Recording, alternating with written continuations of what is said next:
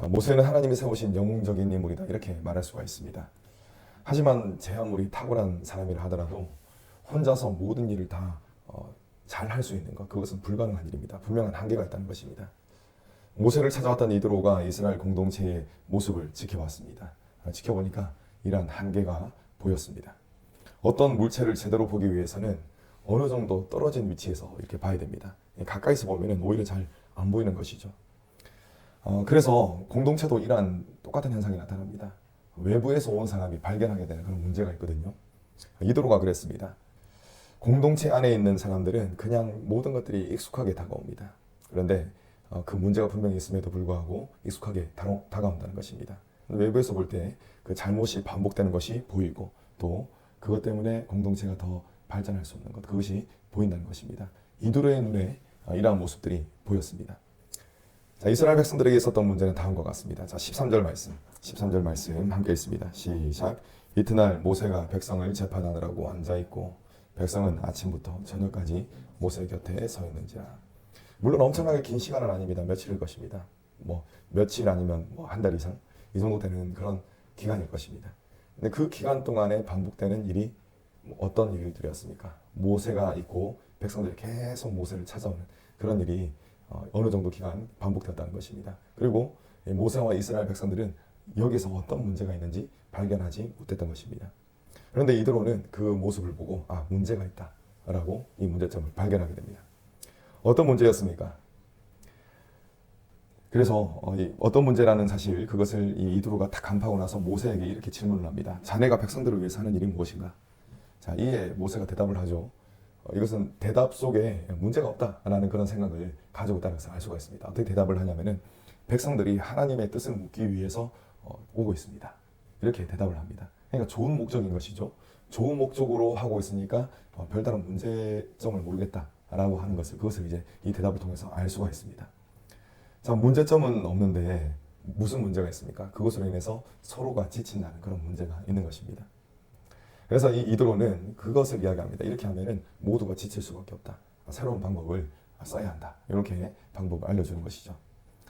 여러분, 이 일의 문제는 첫 번째로 모세에게 너무나 무거운 짐을 지운다는 문제가 있었습니다. 모세가 해야 할 일이 얼마나 많이 있겠습니까?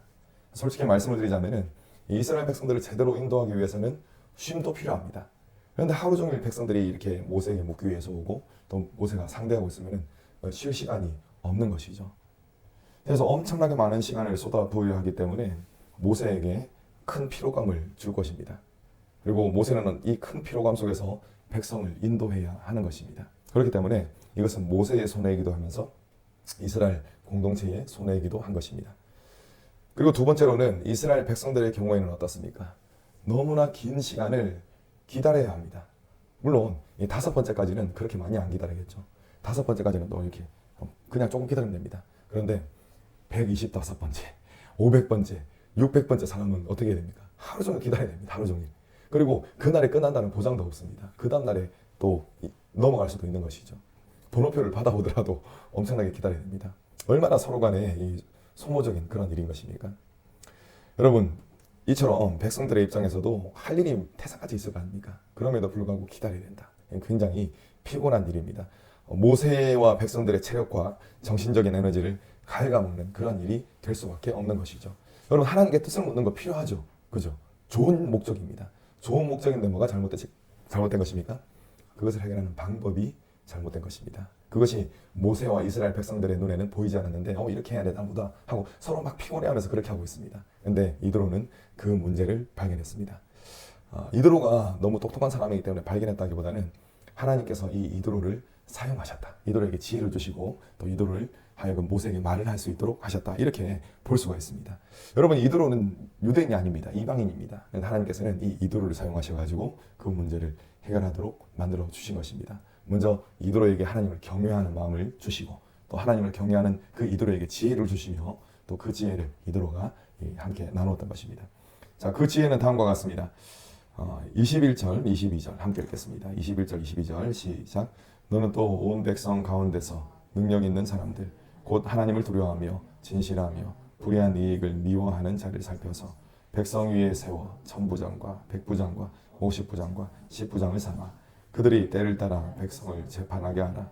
큰 일은 모두 내게 가져갈 것이요 작은 일은 모두 그들이 스스로 재판할 것이니 그리하면 너와 그에 담당할 것인즉 일이 내게 쉬우리라. 아멘. 자, 이들은 이렇게 이야기했죠. 백성 가운데 능력 있는 자들을 이렇게 뽑아가지고 1000부장, 100부장, 50부장, 10부장을 삼으라 이렇게 이야기를 했습니다. 여기서 능력이라는 것은 뭐 일처리를 빨리빨리 해내는 그런 능력이 아닙니다. 그런 능력이 아니라 이 성품을 가리킵니다. 자, 어떤 성품이냐면 하나님을 경외하고 믿을 만하며 욕심을 부리지 않는 사람, 이 사람들을 세워가지고 이런 것들을 판단하도록 만들라 이렇게 이야기했다는 것입니다. 뭐 간단한 일들은 이들이 처리하고 그리고 이들이 처리할 수 없을 정도의 매우 복잡하고 어려운 일들, 그 문제만 모세에게 가지고 오도록 만들라는 것입니다.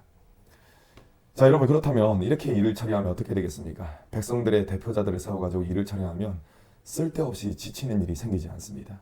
그래서 모세와 백성들 서로 간에 마음이 평안할 것이었습니다. 그래서 이런 조언을 했던 것입니다. 장인 이드로의 말을 들었던 모세는 아마 눈이 번쩍 뜨이는 그런 느낌을 받았을 것입니다. 그리고 모세는 장인 이드로가 하는 말이 하나님께로부터 왔다라는 것을 직감했을 것입니다. 그렇기 때문에 어떻게 하느냐? 이 이드로의 조언을 그대로 실천합니다. 결단하고 실천했던 것입니다. 이처럼 이드로의 조언과 모세의 과감한 결단을 통해서 이스라엘을 다스리는 이 통치 체계가 만들어집니다. 앞으로 시내산에서 여호와 하나님과 언약을 맺게 되거든요. 그리고 이 언약을 통해 가지고 무엇이 주어집니까? 하나님의 계명, 율법, 그것이 주어집니다. 자, 이 율법을 가지고 백성들을 다스려야 하는데 다스려야 되는 그런 틀이 필요합니다. 근데 그 틀이 언제 만들어졌느냐? 이때 만들어집니다. 이때 통치할 수 있는 틀이 만들어지고 또 하나님의 율법이 주어져 가지고 그 율법을 통치 체계를 통해서 이제 다스리게 되는 것입니다. 이런 굉장히 중요한 일이 일어난 것입니다.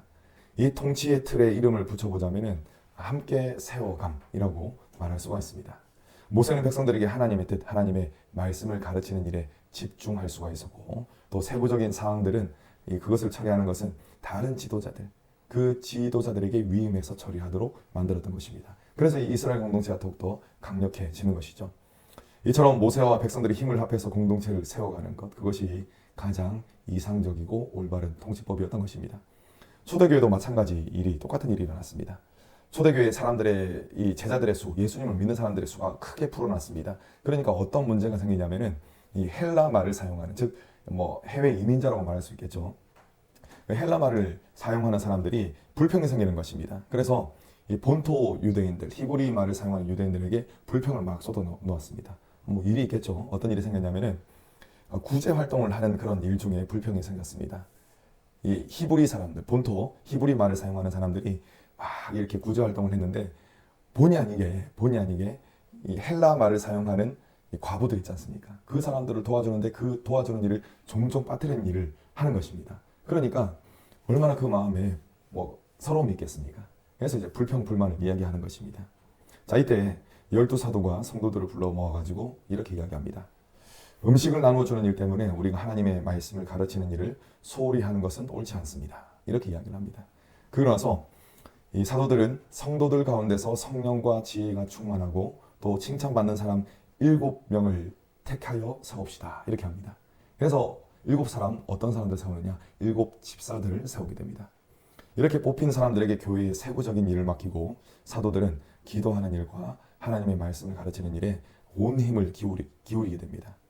초대교회가 교회의 세부적인 일을 할 사람들을 세우고 또 사도들이 말씀과 기도에 집중했을 때 어떤 일이 생겼습니까? 여러분들 잘 아실 겁니다. 사도행전 6장 7절입니다. 성경은 이렇게 증언합니다. 하나님의 말씀이 점점 왕성하여 예루살렘에 있는 제자의 수가 더 심히 많아지고 허다한 제사장의 무리도 이 도에 복종하니라. 아멘. 교회의 일꾼들을 세우고 난 이후에 일어났던 일입니다. 사도들이 기도와 말씀에 집중하고 교회 집사들이 교회의 구체적인 일들을 감당했을 때 하나님의 말씀이 더욱더 힘있게 퍼져가는 일이 생겼던 것입니다. 출애굽한 이스라엘 공동체에서도 그렇고 초대교회에서도 일들을 지혜롭게 나눴을 때 공동체가 더욱 강력해지고 또 하나님께서 맡기신 사명을 더 잘 감당하게 되었던 것입니다. 여러분, 우리 교회도 마찬가지입니다. 교회 구성들이 구체적인 일들을 충실히 감당하고 또 목회자인 제가 하나님의 말씀과 기도에 충실할 때 교회가 어떻게 되는 것입니까? 더욱 강력해지는 것입니다. 그리고 하나님께서 우리 교회에 주신 은혜의 저수지로서의 사명을 더욱더 힘있게 감당할 수가 있는 것입니다. 여러분, 먼저 자신에게 주어진 그러한 일들이 있습니다. 그러한 일들을 기쁨으로 감당하시는 저와 여러분 되시기를 간절히 축원합니다. 또 이처럼 함께 세워지는 일들이 우리의 믿음의 공동체 안에 전체에서 일어나고 또 함께 세워가는 이 믿음의 동력자들이 더욱 많아지기를 기대하며 소망합니다. 아멘.